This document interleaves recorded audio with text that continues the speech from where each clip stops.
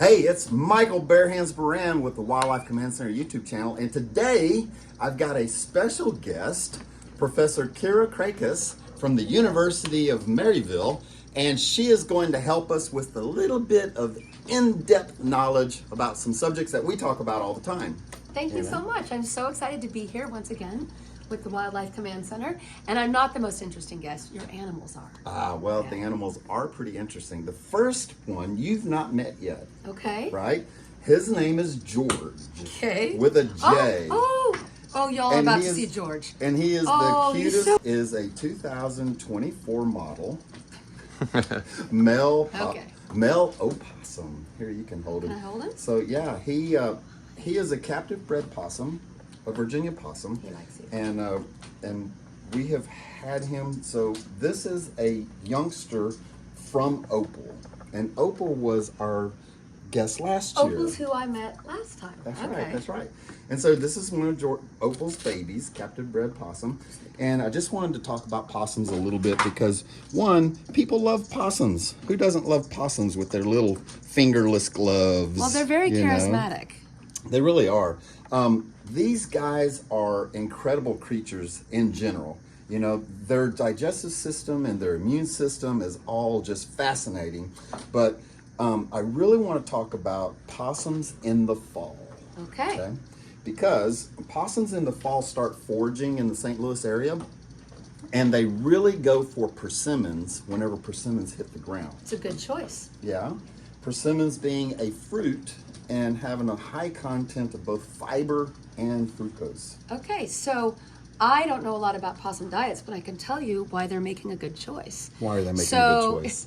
So you said in the fall they need to fatten up, right? Mm-hmm. Okay, so if they're eating a ton of fruit, the main sugar in fruit is fructose, and that's incredibly sweet.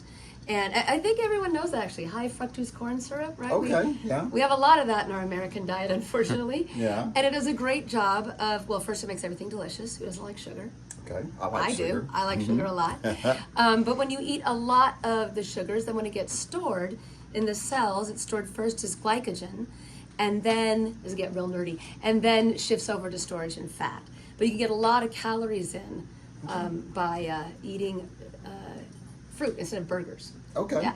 Well, that's but why a lot of sugar. That's why possums switch over and eat a lot of fruits in the fall. And it's not just because they're available, it's because they definitely want to fatten up, and they don't really hibernate in the St. Louis area. They don't even brumate, actually.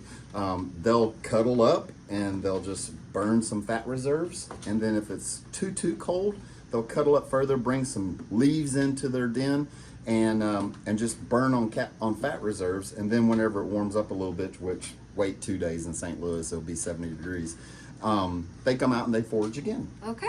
You know? Thank you for teaching me about that. Yeah. Hey, George. And I know now that George likes fruits. George loves fruits. Actually, George loves everything, you know? Look at that little prehensile tail. How old is he exactly, you said? Exactly, he was born in late January, so he's like 5 or 6 months old. It's like an adolescent possum? Yeah, he would definitely be an adolescent-sized possum. This is about the size of the baby possums in St. Louis right now. Okay. They're about this big right now. Just big enough where they're not hanging on mama anymore, but they might be following mama around. But anyway, George is a cutie. Look at that cute little face. He's a good guest. He is a good guest. All right, let's put George up, and let's get our next guest, is a Sulcata tortoise. Now, these guys are from northern Africa. They're also known as the spur thigh tortoise, okay? And it's because they have some formidable defenses. Like, in the wild, everything wants to eat baby tortoises, and also tortoises this size. This is a young tortoise. He's 6 years old, so in tortoise years, he's just a baby. You know, but if you look at the fortress that he makes whenever he's threatened, look at that. Yeah. Like that's hard for a predator to get through. Like that's completely solid right there. But Sully is a rescue. We got him out of Kansas City. There was a whole issue with the ATF and a raid, and they took somebody down, and there was a lot of pets in there. And anyway, a rescue group out of Kansas City got him, and then they contacted us and said, hey, do you have space for a tortoise? And we're like, yeah, we've got one more space. And so we got Sully. He's a really good boy.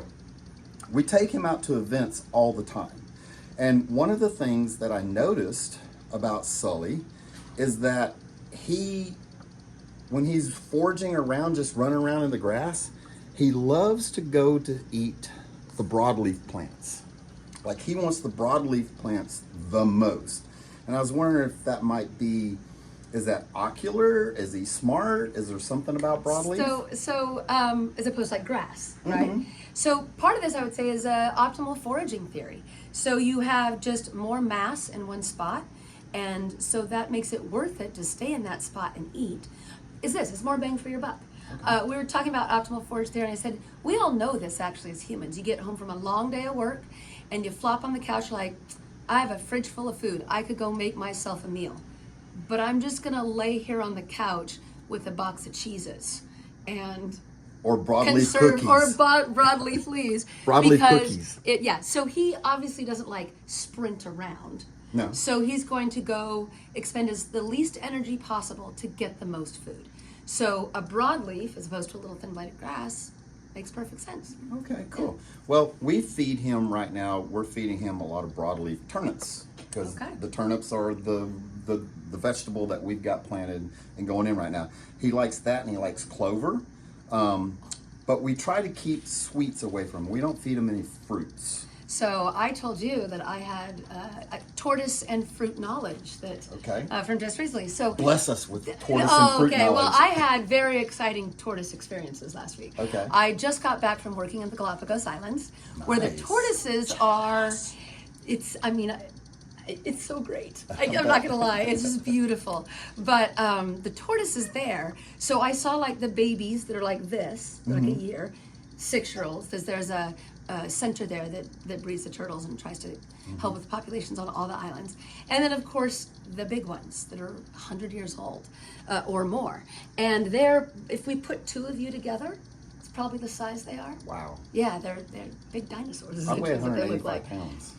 They're definitely bigger than that. Okay. Yeah, and they look ancient. But one of the most famous tortoises in the Galapagos Islands was a tortoise known as Lonesome George. It's called Lonesome George. I remember Lonesome George. Right? Yeah, he's very famous. They think maybe he met Darwin, but yeah. So he's been around. But he was the last of that certain species, or close to it, and they were trying to breed him with lady turtles. And I'll be delicate. He did his best, but he was in captivity. They brought him lady turtles, and he did his best, but they didn't ever get viable eggs out of him. Well, they finally realized too late that the reason was of his diet. They said, oh, he likes fruit. So they gave him all the fruit he wanted to eat, which I guess is like putting Oreos in front of a kid. They're always or just an adult. Or an adult, right? Yeah, they'll not make a healthy choice. So the high level of sugar in his diet was damaging his fertility. They brought in a backup tortoise named Diego, and a good, over 70% of the turtles now in development or growing in the Galapagos are Diego's kids. And does Diego get any fruits? Diego has a controlled diet for optimal performance. All right, so you hear that, young dads out there that want to have kids? Okay, so get off the sugar. If you're not a tortoise. So it's good that you guys are paying attention. We know a lot more about tortoise diets. When they were first had Lonesome George, this is decades ago. Yeah. So they didn't know. They just thought he liked fruit. So I'll tell you, he eats a very wide variety of vegetables. We've found that he loves the prepackaged frozen peas and carrots and corn that come mixed vegetables, We thaw those out, just loves those. But right now, as soon as we pull fresh greens out of the garden... He's excited. Oh yeah, he gets excited. He comes to the side. All right, bud, so you keep it up with that healthy diet. All right. Gotta love a healthy diet. All right, our final guest is Tootsie. She is a young ringtail lemur here at Wildlife Command Center.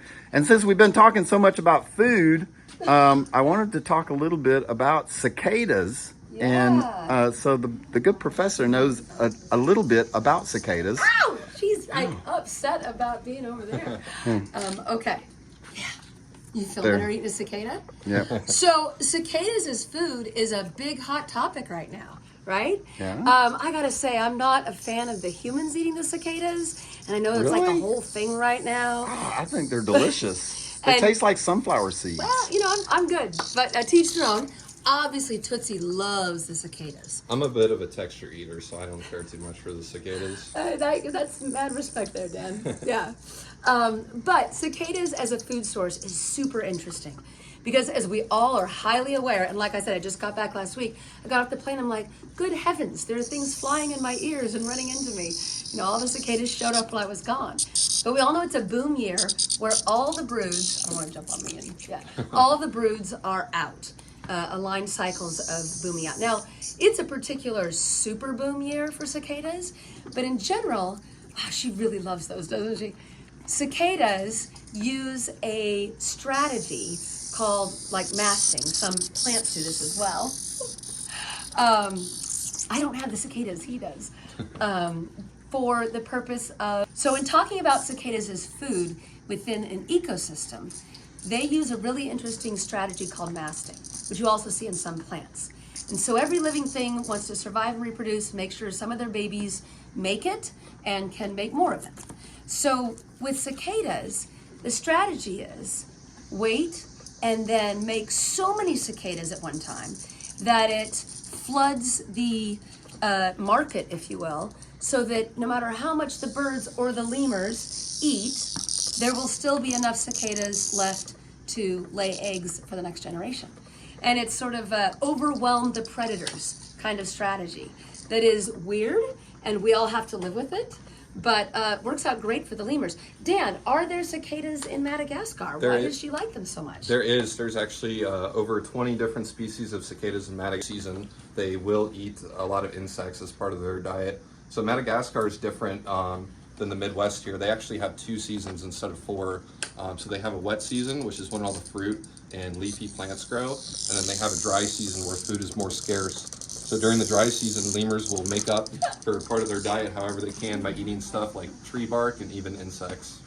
Well, I know that they like fibrous tree bark because you can feed them any kind of twig and they'll eat it. Oh yeah, for sure. And they love redbud trees, which we had grow here about a month ago. One thing I'd love to pass on is that ringtail lemurs, when they're babies, they are so cute. They're the tiniest, cutest things, but eventually they become this. Aggressive. Not really aggressive, the territorial, Okay. you know? Territorial. Yeah, She territorial. really wants to jump over here, but I don't have food, baby Well, girl. not only that, but she wants to jump over there and nip you to let you know that she's the dominant female. Okay, because All you know I met her 6 months ago. She wasn't nippy at all. Yeah. Yeah. Well, Dr. Kira, we really appreciate you coming on to Wildlife Command Center YouTube channel. Thank you for all the in-depth knowledge that you bless us with. And I hear that Daniel's going to take another one of your classes next semester. Yes, I'm so excited to have him in my class in the fall. Thank you so much. I'm always a big fan of our collaboration, and I look forward to next time. All right, bye.